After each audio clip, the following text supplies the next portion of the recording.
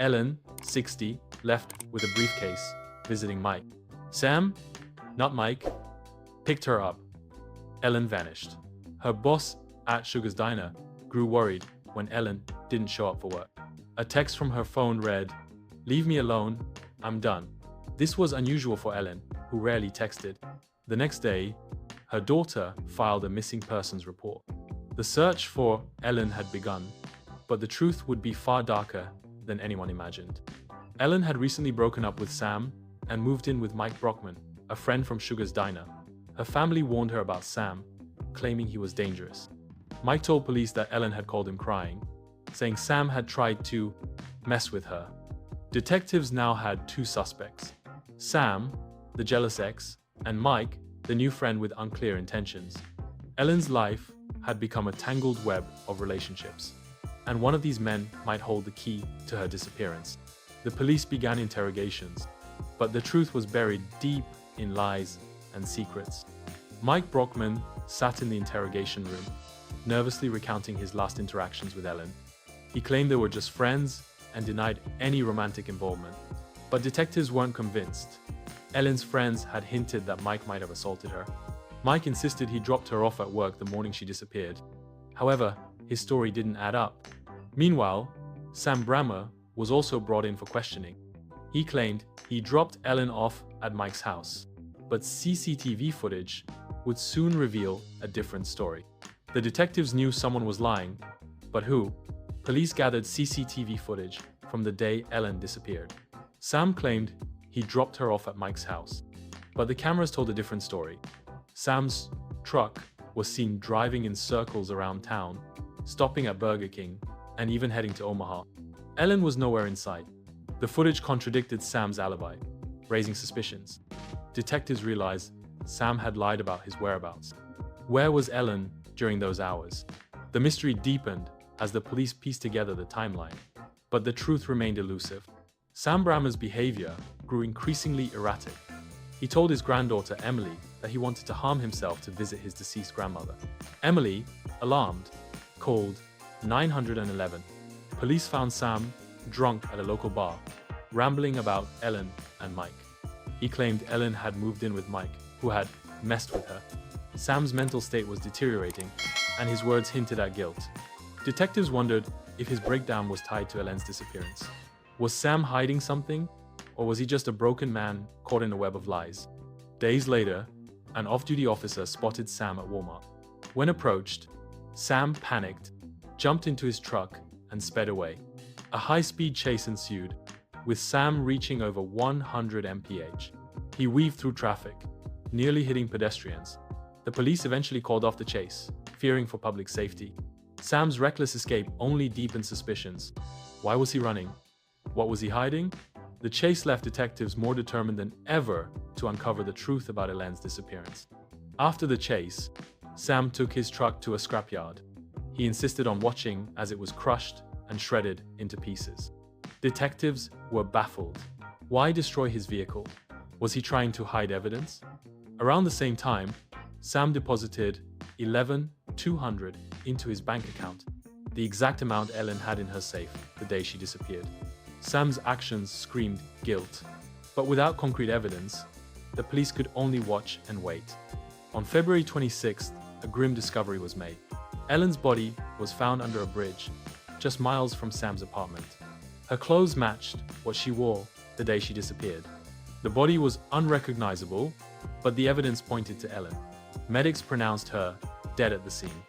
An autopsy revealed 8 blunt force injuries to her head and a fractured tooth, but the cause of death was undetermined. The police now had a body, but the mystery of who killed Elen Gowan was far from solved. The autopsy revealed shocking details. Ellen had suffered multiple head injuries, but none were fatal. However, forensic experts later discovered zipper marks on her neck, indicating she had been strangled. This new evidence pointed to murder. The police now had a clearer picture of what happened to Ellen, but they needed more to tie Sam to the crime. The investigation intensified as detectives dug deeper into Sam's past and his connection to Ellen. With mounting evidence, the police obtained a warrant for Sam's arrest. They charged him with abuse of a corpse and theft. When officers arrived at his apartment, Sam tried to resist but was quickly subdued. He was taken into custody, marking the end of his months-long game of cat and mouse. The community breathed a sigh of relief, but the trial would reveal even more shocking details about Elen's murder. Sam Brammer stood trial for the murder of Elen Gowan. The prosecution presented a mountain of circumstantial evidence. His lies, the destroyed truck, the deposited money, and the zipper marks on Elen's neck. The defense argued there was no direct proof Sam killed her, but the jury wasn't convinced. On November 17, 2023, Sam was found guilty of second-degree murder, abuse of a corpse, and theft. He was sentenced to 65 years in prison, finally bringing justice for Elen. Elen's family finally had closure, but the pain of her loss lingered. Her daughter, Nicole, vowed to keep her mother's memory alive. Elen's story became a cautionary tale, and her legacy lived on in the hearts of those who loved her. Elen's family struggled to come to terms with her tragic death. Her daughter, Nicole, recounted how her mother had always been a fighter, but Sam's toxic influence had worn her down. The family shared memories of happier times, but the pain of her loss was overwhelming. They found solace in knowing Sam was behind bars, but the scars of Elen's murder would never fully heal. The small town of Council Bluffs was shaken by Elen's murder.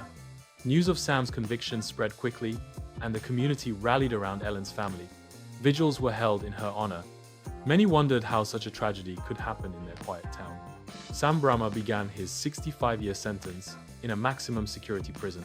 Stripped of his freedom, he spent his days reflecting on his actions.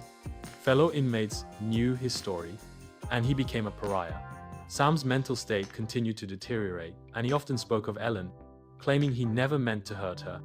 But his words rang hollow. The man who once thought he could outrun the law was now trapped, paying for his crimes. Detective Zach Merner, who had led the investigation, reflected on the case. It had been one of the most challenging of his career.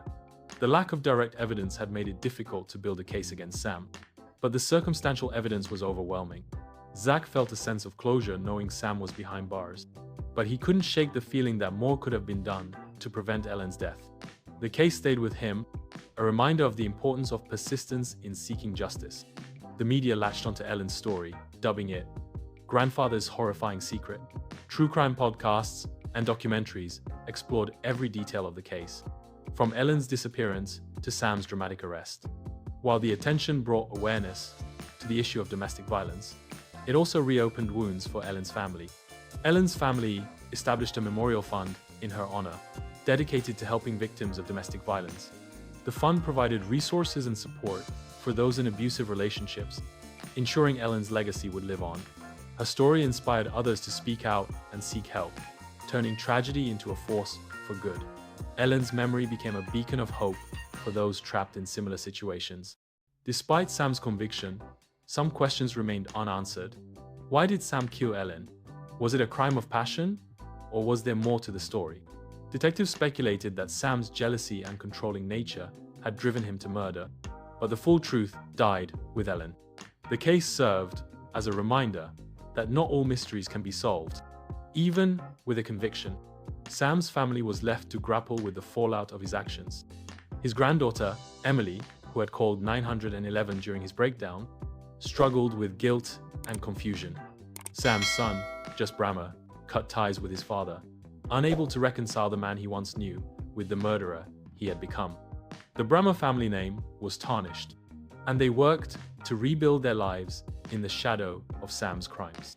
Psychologists analyzed Sam's behavior, trying to understand what drove him to kill.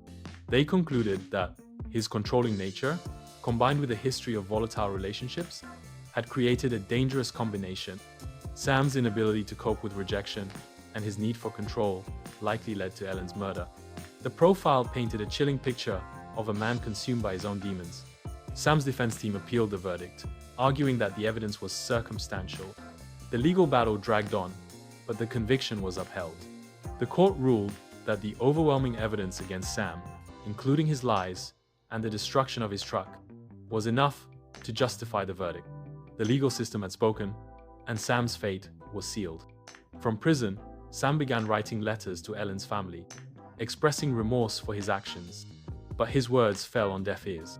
Ellen's daughter, Nicole, refused to read them, knowing they couldn't bring her mother back.